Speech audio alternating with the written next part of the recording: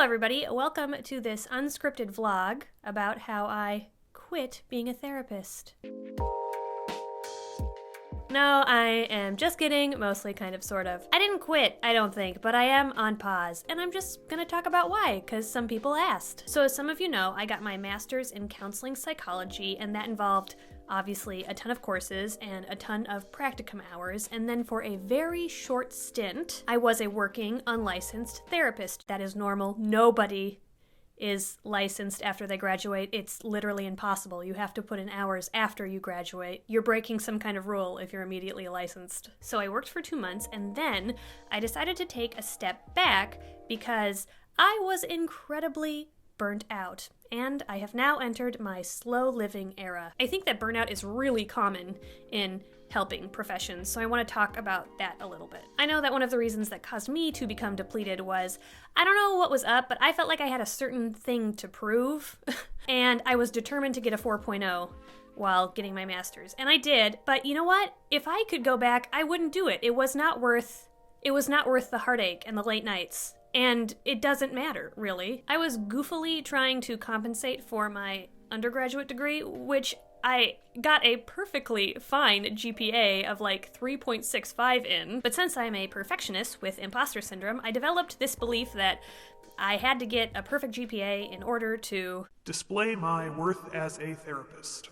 It probably would have been a better way to spend my time deconstructing that way of thinking and challenging that cognitive distortion, but that's not what I did. On top of grinding away at school, that was also when Gray and I were trying to get pregnant. We tried 14 times, which was emotionally exhausting. We also moved houses, and that's when I was kind of going through my weird, challenging, internalized transphobia Abigail Schreier era. So I was pooped. This also happened to be the time that I developed an autoimmune disease, probably because I was running myself ragged and had a lot of feelings I wasn't dealing with. But eventually I got to this point, which was the culmination of all of those things, right around the time the kids were born. And a little before that is when I felt like I was at a crossroads. I could either keep working or not. There were and are a ton of pros and cons to either decision. Like I established, I was burnt out, and continuing to work would be difficult because being a therapist is hard. It obviously involves a ton of emotional labor just by nature, and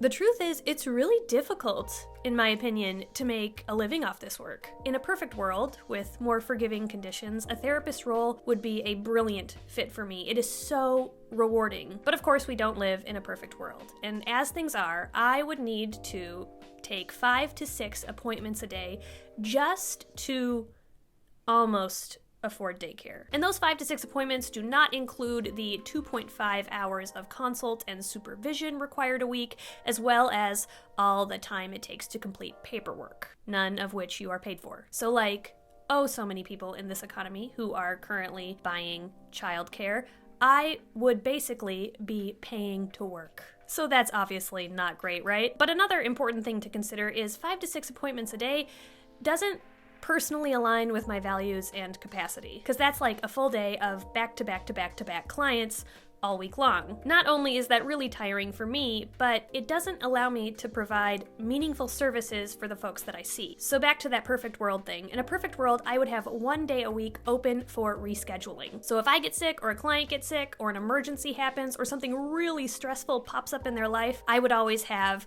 like Fridays open for impromptu appointments. Because otherwise, providers end up being booked out months and months and months in advance, or not honoring their own boundaries and working super late. Additionally, a super packed schedule would prohibit me from doing extra research, which I also super value. If I'm working with a particular community or set of symptoms that I'm not very knowledgeable about, I really like to have some time to sit down and become more acquainted with those things through like books or articles or other materials. But when you're working full time, there's honestly just no opportunity for that. I truthfully don't know how people do it. If you're a provider, please let me know in the comments. How do you find time to fill in your knowledge gaps and keep learning while having a full client load? How? Because I could not do it. And being an introverted person, I know that I also need a much lighter amount of clients in order to not become a total zombie by the end of the week and give folks the care that they deserve. Then, in the superest perfect world, I also like to have at least one pro bono client. But if I were to do all those things, if I were to only see 3 to 4 people a day, and if I were to keep my Fridays open for research and rescheduling, and then see someone for free, I would be super paying to work. And unfortunately, with 2 kiddos, that is just not an option, which sucks because when I'm not able to give those services to folks, I feel so guilty. The guilt is real because I think those things are important. Like, I really do think there should be some flexibility with rescheduling. And I strongly believe that folks deserve a therapist who is present and competent. And for individuals who can't afford therapy, I still believe they deserve access to therapy. Like, I really strongly feel all those things. And when I can't offer them, it just doesn't feel, I don't know, like ethical or worth it. Despite what my master's GPA would tell you, I understand that you can't do things completely perfectly. And I know that there might never be a time in my life when I can offer all of those things to the people that I see. But right now I know that I couldn't even provide most or maybe even some of those things, and that just doesn't feel right. Now, please don't misunderstand me. I am not vlogging about this to complain. I mean, maybe like to complain about late-stage capitalism. I'll get to that in a minute. But more so, I want to provide some solidarity if you're working in a helping profession and you just feel exhausted. You are not alone. It is tough out there, and you're not a failure just because you're tired. I really think companies should shoulder the burden so clinicians can do some of this stuff. I feel like all clinics should pay therapists for consult time, for paperwork time, and for like some monthly prep time so they can stay up to date. I mean, when I'm in consult, I'm at work, right? I'm not like at home. It reminds me of when I was a flight attendant and they didn't pay for boarding or deplaning. Those are the hardest parts of the job.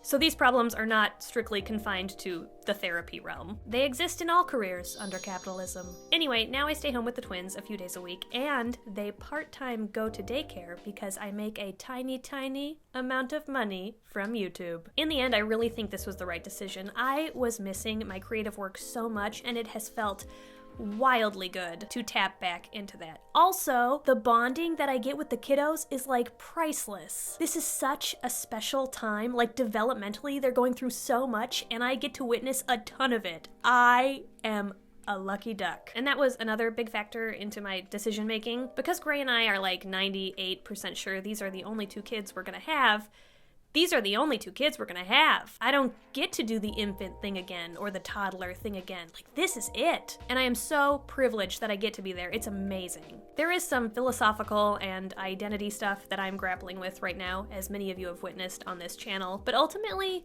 I'm really content. No, I'm not content. Ultimately, I'm really grateful, excited, and happy with where my life is right now. It's super cool. I get to make art and spend time with my kids, and not everyone can do that, and it's just so fucking dope. It's really great. Will I ever go back to therapy?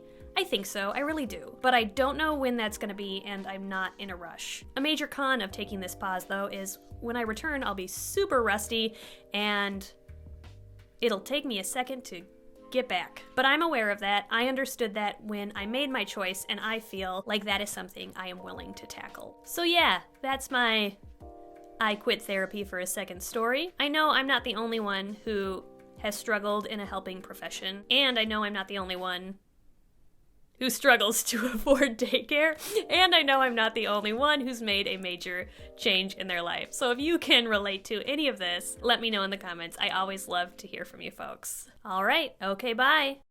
Oh, 2 more things before I go. 1, all those services that I really value that I like to provide for my clients, I don't think that those are mandatory in order to be like a good clinician. They're just things that I personally value, and when I do those things, that's when I feel best. But every counselor's practice is different, and each one just needs to look inward and decide what quality care looks like to them. And 2, totally no pressure, but I am really close to a major goal on Patreon that would allow me to outsource the editing for this channel. And if I didn't have to edit the videos for this channel, my content production would increase dramatically. My ideal goal, and what I think I'd be able to do, is to post every other week on this channel and then every other month on the main channel, which would be like so super rad. Anyway, just something to think about. Wow, you made it to the end. Here is the obligatory part where I ask you to follow me on other social media platforms because it profoundly affects my self-worth. Just kidding, it doesn't really. But, please follow me anyway, because that would be fun, and I mean fun for my self-esteem. Haha, no, not actually. I am truthfully totally indifferent, and if no one follows me, I'm not gonna, cry into a pillow all afternoon. I did that last Wednesday, so I think it's out of my system now.